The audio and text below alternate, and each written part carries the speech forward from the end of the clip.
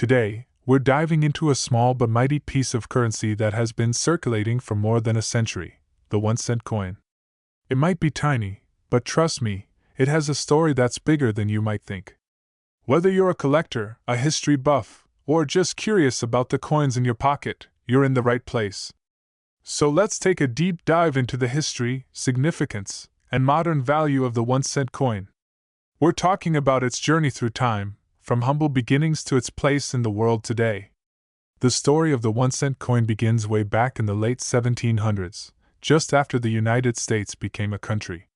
But first, let's talk about why the US needed a coin like this in the first place.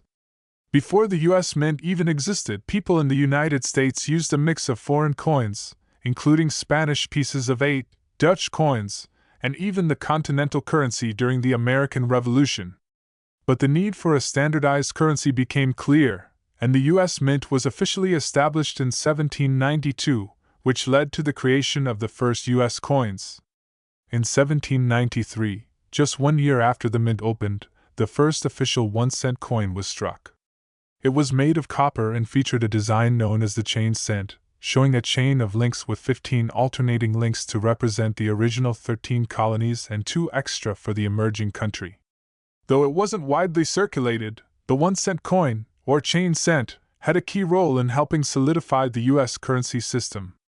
But as time passed, the designs changed to reflect the evolving country and economy. As years went on, the 1-cent coin underwent several design changes, each reflecting the tastes, politics, and artistic preferences of the time. In 1816, the Liberty Cap design was introduced, replacing the chain cent. This was followed by the Flying Eagle cent in 1856, which was produced for just a few years due to production issues. But perhaps the most famous design came in 1909, when the Lincoln Wheat Penny debuted. The Lincoln Wheat Penny, designed by Victor David Brenner, was minted to honor President Abraham Lincoln, and it remained in circulation for more than 50 years. The iconic wheat stalks on the reverse side gave it the nickname Wheat Penny, and this coin became a true staple of American currency. In 1959, to celebrate Lincoln's 150th birthday, the design changed again, and the Lincoln Memorial Penny was introduced. It showed the iconic memorial building on the reverse side, symbolizing the nation's respect for its leader. Finally, in 2009, to commemorate Lincoln's legacy, the US Mint released a series of 4 different reverse designs for the 1-cent coin, featuring significant moments from Lincoln's life. The current design, which shows a shield on the reverse side, was introduced in 2010. Now, let's get into the value of the 1-cent coin today. You might think that the penny doesn't hold much value, and you're right. In terms of actual purchasing power, the 1-cent coin doesn't go far. Over the years, inflation has significantly diminished the 1-cent coin's purchasing power. In 1913, when a loaf of bread cost just 5 cents, you could buy several pieces of candy for a penny. Fast forward to today, and the 1-cent coin can't even buy a stick of gum in most places. In fact, the cost of producing a penny today exceeds its face value. According to the US Mint, it costs about 2.1 cents to make 1 penny, more than double its worth. Every year, billions of pennies are minted, although the exact number fluctuates based on demand. In 2023 alone, the US Mint produced around 7.5 billion 1-cent coins.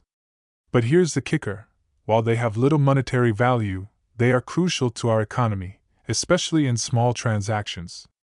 Interestingly, many people still hoard pennies in jars or containers, even though they're not really worth much today. Some have even gone as far as to collect rare and older pennies, which can fetch quite a bit on the market. Some pennies are worth far more than their face value. Take, for example, the 1943 steel penny.